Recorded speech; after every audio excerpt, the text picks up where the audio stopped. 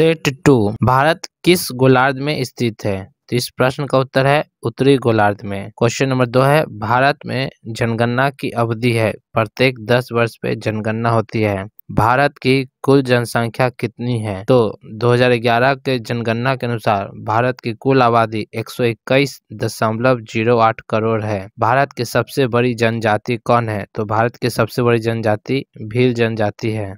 5वां क्वेश्चन है विश्व की कुल जनसंख्या का कितना प्रतिशत जनसंख्या भारत में निवास करती है? तो इस प्रश्न का उत्तर होता है 17.5%। प्रश्न संख्या 6 भारत का कुल क्षेत्रफल कितना है? तो इसका होगा ऑप्शन नंबर बी 32,87,263 वर्ग किलोमीटर। तो इसको शॉर्टकट में याद रखना है 32,87,263 32,87,263 इस तरह से आपको याद रखनी है। क्वेश्चन नंबर 7 इसमें आपका कहा जा रहा है भारत में सर्वाधिक बोली जाने वाली भाषा है। तो भारत में सबसे ज्यादा हिंदी बोली जाती है। क्वेश्चन नंबर 8 है भारत की कुल स्थलीय सीमा की लंबाई। तो याद रखना है 15,200 किलोमीटर शॉर्टकट में, यानी कि ऑप्शन नंबर बी आपका हो जाएगा इसका उत्तर। क्वेश्चन नंबर 9 है द्वीपों सहित भारत की कुल समुद्री तट रेखा की लंबाई कितनी है? तो द्वीपों सहित इसकी लंबाई है 7516.6 किलोमीटर। क्वेश्चन नंबर 10 है भारत की मुख्य भूमि से लगे समुद्र तटीय रेखा सीमा की लंबाई कितनी है? तो इस प्रश्न का उत्तर है 6100 किलोमीटर। क्वेश्चन नंबर 11 भारत का मानक समय 82.5 डिग्री पूर्वी देशांतर रेखा किससे होकर गुजरती है? ये नैनी से होकर गुजरती है। नैनी आपका पड़ता है इलाहाबाद में, तो इसका हो जाएगा option number D. 12 number question है पाकिस्तान एवं अफगानिस्तान के बीच कौन सी सीमा रेखा है? तो इस क्वेश्चन का आंसर हो जाएगा डुरंड रेखा। वहीं अगर पूछ लिया जाए कि भारत और पाकिस्तान के बीच कौन सी रेखा है, तो रेड क्लिफ रेखा याद रखनी है। भारत और पाकिस्तान के बीच आपका रेखा हो जाता है रेड क्लिफ। वहीं अगर आपसे पूछेगा भारत और चीन के बीच, तो इसको याद रखना है भारत चीन के बीच जो रेखा होती है वो है मैकमोहन रेखा। ठीक है। क्वेश्चन नंबर 13 भारत में राज्यों की संख्या कितनी है? तो अब जो है भारत में राज्यों की संख्या 28 हो गई है। क्वेश्चन नंबर 14 है अफगानिस्तान की सीमा से लगा एकमात्र केंद्र शासित राज्य कौन सा है? तो अफगानिस्तान की सीमा से लगा एकमात्र आपका राज्य हो जाता है लद्दाख। तो याद रखना है 14 का ऑप्शन हो जाता है डी लद्दाख। प्रश्न संख्या 15 है भारत की जल क्षेत्र सीमा कहाँ तक फैली हुई है? तो इस प्रश्न का उत्तर होगा 12 समुद्री मील तक। क्वेश्चन नंबर 16 कर्क रेखा कितने राज्यों से होकर गुजरती है? तो 8 राज्यों से। इसका टेक्निक है मित्र पर गमछा झाड़। क्वेश्चन नंबर 17 है पूर्वी देशांतर रेखा भारत के कितने राज्यों से होकर गुजरती है? तो 82.5 डिग्री पूर्वी देशांतर रेखा भारत के 5 राज्यों से होकर गुजरती है। नई दिल्ली भारत की राजधानी कब बनी? तो 1912 में बनी थी। प्रश्न संख्या 19 बांग्लादेश से 3 तरफ से घिरा राज्य कौन सा है? तो आपका इसका उत्तर होता है त्रिपुरा, यानी कि इसमें शॉर्टकट याद रखना है बांग्लादेश से 3 तरफ यानी कि त्रिपुरा। ठीक है, त्रि मतलब 3 होता है।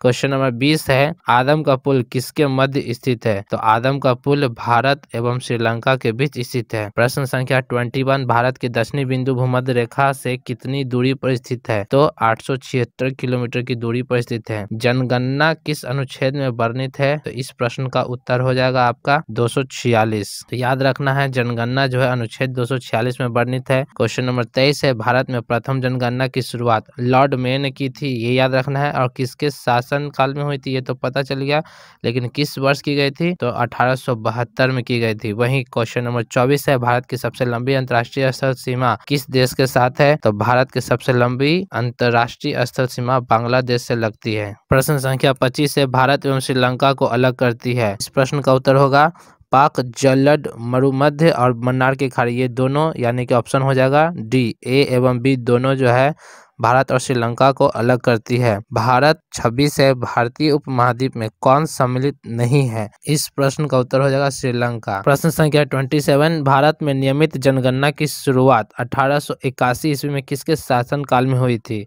तो इसका उत्तर होगा लॉर्ड रिपन। ध्यान रखना है कि भारत में नियमित जनगणना की शुरुआत लॉर्ड रिपन ने 1881 ईस्वी में की थी। तो ये जितने भी क्वेश्चन है आपको रेलवे में बार बार पूछे जाते हैं, और चूंकि ये सारे प्रश्न आप लोगों को पढ़ा हुआ है, लेकिन फिर भी बहुत सारे विद्यार्थी जो हैं ऐसे हल्के प्रश्न को छोड़ देते हैं। तो ये सारे प्रश्न को एक बार रट लीजिए, हमेशा आपका कोई ना कोई एग्जाम इसमें से आपके आएंगे ही। प्रश्न संख्या 28 है, 3 बीघा कॉरिडोर किसको जोड़ता है? तो इस प्रश्न का उत्तर हो जाएगा 3 बीघा कॉरिडोर जो है भारत और बांग्लादेश को जोड़ता है। तो यहाँ आपको याद रखना है भारत से बांग्लादेश।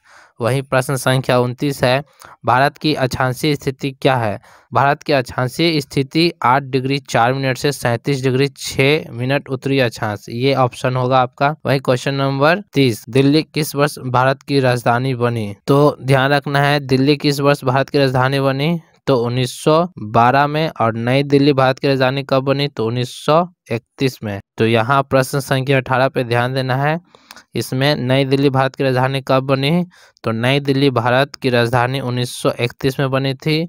वहीं अगर दिल्ली पूछा जाएगा तो इसका ऑप्शन हो जाएगा 1912। ठीक है। प्रश्न संख्या 31, जनगणना किस अनुसूची का विषय है? तो जनगणना 7वीं अनुसूची का विषय है। वहीं प्रश्न संख्या 32, यहाँ देशांतरीय स्थिति अगर पूछी जाएगी तो भारत की देशांतरीय स्थिति जो है आपका 68 डिग्री 7 मिनट से 57 डिग्री 25 मिनट पूर्वी देशांतर, ऑप्शन है आपका इसका उत्तर हो जाएगा। क्वेश्चन 33, जनगणना का महाविभाजक वर्ष माना जाता है? तो जनगणना का महाविभाजक वर्ष 1921 को माना जाता है। भारत की कुल साक्षरता दर कितनी है? तो भारत की कुल साक्षरता दर 73% है। तो याद रखना है भारत की कुल साक्षरता दर 73%। विश्व जनसंख्या दिवस कब मनाया जाता है? 35 का आंसर हो जाएगा 11 जुलाई को विश्व जनसंख्या दिवस मनाया जाता है। जनसंख्या के अध्ययन को डेमोग्राफी कहते हैं। क्वेश्चन नंबर 37 है, भारत का जनसंख्या घनत्व प्रति वर्ग किलोमीटर है? तो भारत का जनसंख्या घनत्व प्रति व्यक्ति 382 प्रति वर्ग किलोमीटर है। क्वेश्चन नंबर 38, भारत एवं चीन के बीच की सीमा रेखा? मैंने बताया था मैकमोहन रेखा। वही भारत पाकिस्तान की बात की जाए तो रेड क्लिफ रेखा। भारत की सबसे छोटी अंतर्राष्ट्रीय स्थल सीमा किस देश के साथ लगती है? तो इस प्रश्न का उत्तर हो जाएगा अफगानिस्तान। क्वेश्चन नंबर 41, भारत का लिंग अनुपात प्रति 1000 पुरुष कितना है?